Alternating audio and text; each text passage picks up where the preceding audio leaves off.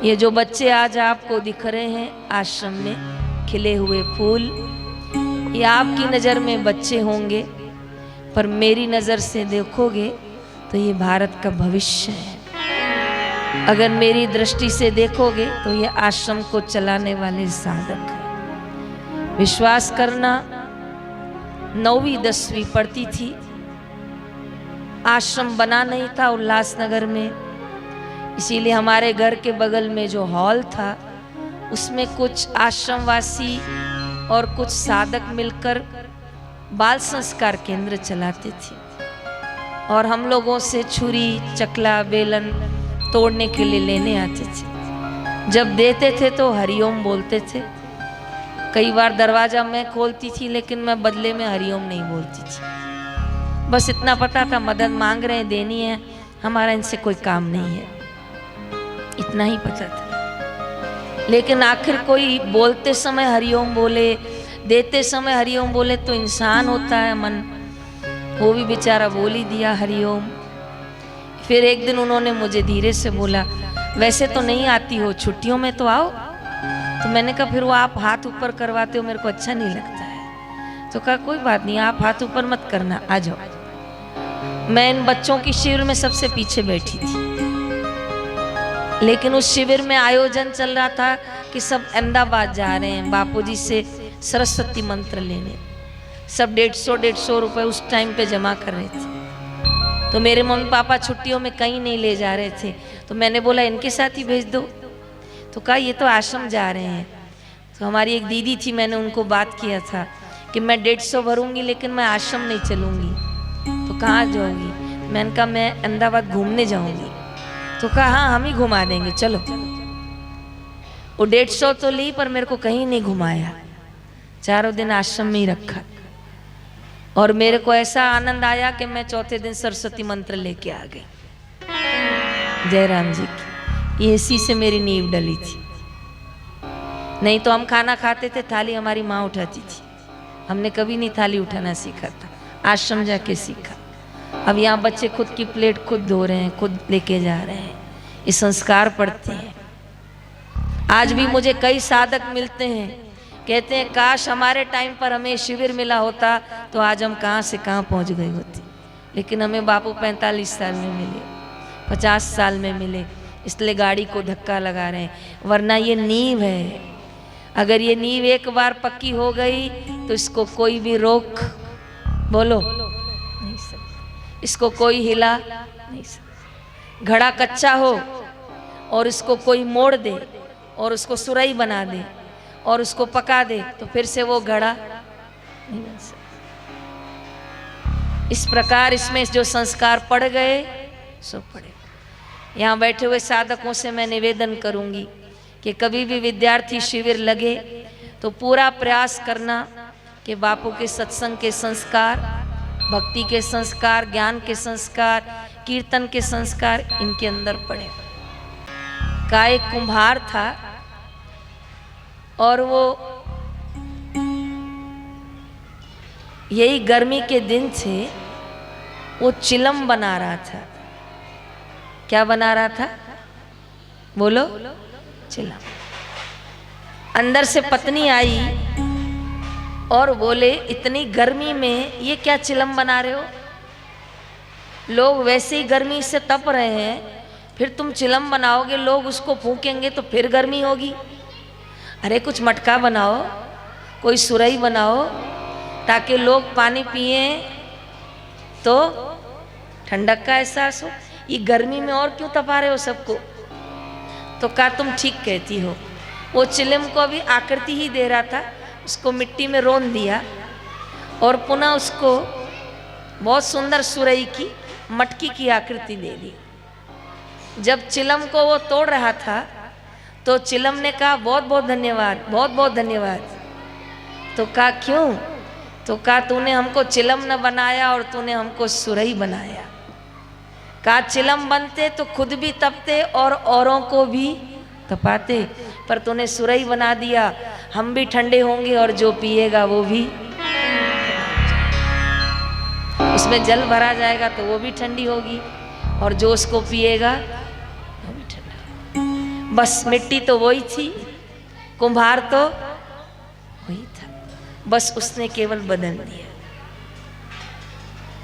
हमारे समाज में कहावत है कि बच्चा क्या है, कहा बच्चा मूंछ का बाल है, जैसे मूंछ को मोड़ो मुड़ जाती है, जैसे बच्चे को मोड़ो वैसे मुड़ जाता है। तो आज बैठी हुई माताओं से, भाइयों से निवेदन करूंगी, तो आज शिविर तो बच्चों की है, लेकिन आप बड़े भी बैठे हो, तो यही कहूँगी कि आपको नहीं पता, कई चीज़ें आप लोग हमको सिखाते नहीं हो, लेकिन हम लोग आपको देख के सीख जाते हैं। जय राम जी की बोलो तो सही।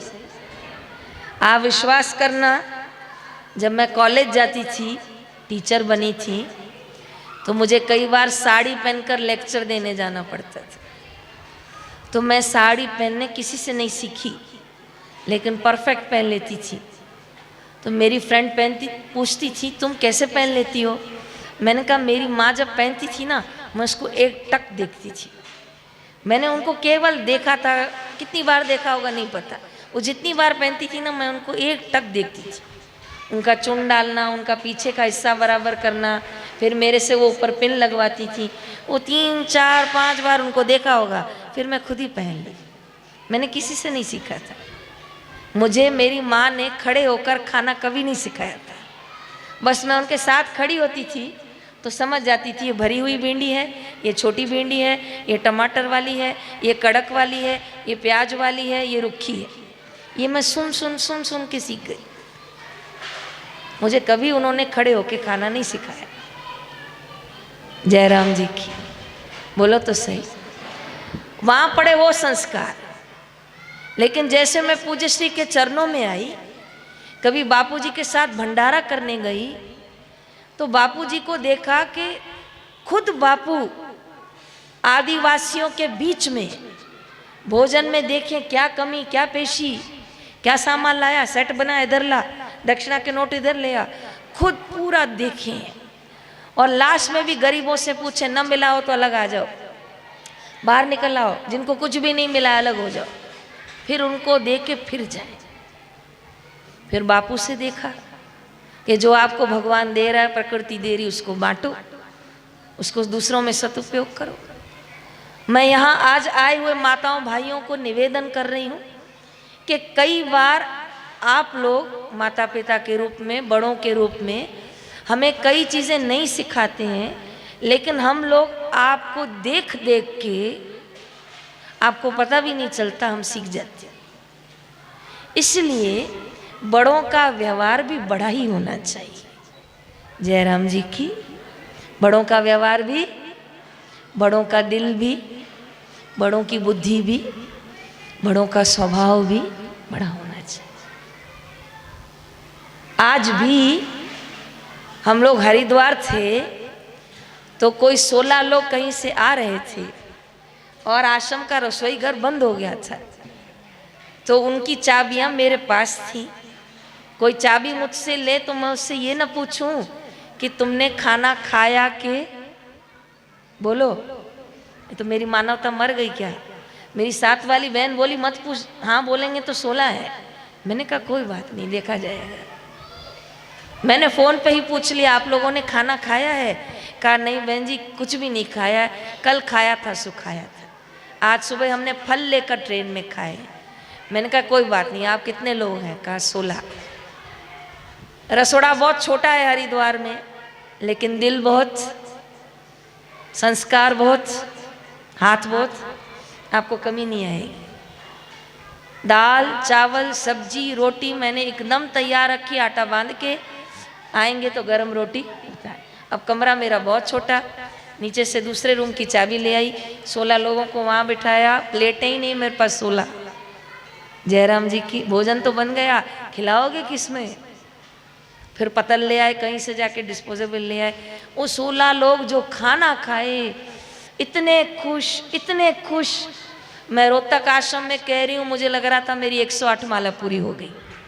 हालांकि मैंने उस दिन संध्या भी नहीं की, एक माला न की थी। पर इतना आनंद आया जब वो भूखे हारे लोग नहा के बोले बहन जी पहले मेरे में डालो, बहन जी रोटी इधर करो, लो भैया पहले आप ले लो। जब उनको गरम गरम भोजन खिलाया तो मन को एक ऐसा सुकून आया कि मैंने साधक को नहीं, मैंने सद्गुरुओं को खाना खिलाया।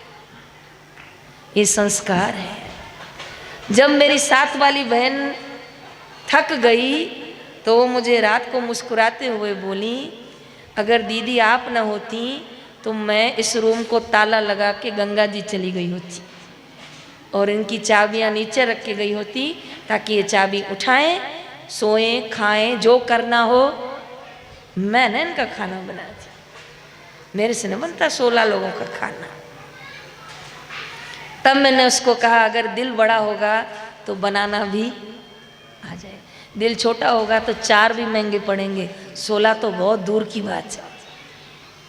तो ऐसे संस्कार आपको बच्चों को देने हैं। आज मैं आपके सामने बैठी हूँ, जरूर आपको लग रहा होगा रेखा बहन जी हैं, रेखा दीदी हैं, लेकिन इसके अंदर जो संस्कार है उन्हीं के कारण मैं आपके आगे बैठी हूँ। तो पूर्व में संस्कार माता पिता के, फिर मेरे नानी नाना दादा दादी के, मेरे पूर्व के संस्कार, लेकिन इन सब को आकृति दे दी जब मैं गुरु शरण में आ गई। जयराम जी की। अब चलती हूँ आगे। अगर यही संस्कार बिगड़ जाए, थोड़ा कम कर, अगर यही संस्कार बिगड़ जाए, बुरा नहीं मानना, मुझे क्षमा करना, तो ईश्वर के मार्ग पे चलता हुआ राही भी कई बार भटक जाता है, क्योंकि उसके संस्कार जोर पकड़ लेते हैं। कई बार बापूजी के यहाँ कोई सेवाधारी सेवा करते करते उसका मुंह चलने लग जाता था, तो बापूजी बोलती तो अच्छा खासा सेवा कर रहा था, इसका मुंह कैसे चल रहा है। लेकिन गुरुजी बहुत गौर से देखते, बापूजी की बुद्धि बड़ी सूक्ष्म है और चबाने में देर लगती है ड्राई फ्रूट में। जयराम जी की। गुरुजी के पास खूब आप लोग ड्राई फ्रूट ले आते हैं, तो कई बार 4 दाने गिर गए तो कोई तो गुरु का प्यारा ऐसे होता, माँ बाप का ईमानदार, वो 4 दाने उठा के वापस रख देता कि नीचे गिर गए थे। और कोई तो संस्कारों के कारण ऐसा हो जाता कि भजन तो वहां करता था लेकिन 4 दाने अब नीचे गिरे, अब ऊपर क्या डालो डालो। ये संस्कार दोष होते हैं। कई बार हमारा ध्यान भजन में मन लगता है, कई बार हमारा ध्यान भजन में मन नहीं लगता, संस्कार जोर पकड़ते। मैं गत वर्ष रुकी थी हरिद्वार, तो एक आदमी अनुष्ठान करने आया था वहाँ, वो नीचे सब्जी लेने जा रहा था, तो मैंने 5 रुपए दिए, मेरा पुदीना ले आना। तो ले आया, तो 2 बैंगन भी ले आया। मैंने कहा ये कहाँ से आए, तो कहता चोरी करके आया हूँ। क्यों? कहता है वो रोज तोलने में चोरी करता है, आज उसका सामान नीचे गिरा तो मैंने भी उसके बैंगन चोरी कर लिए।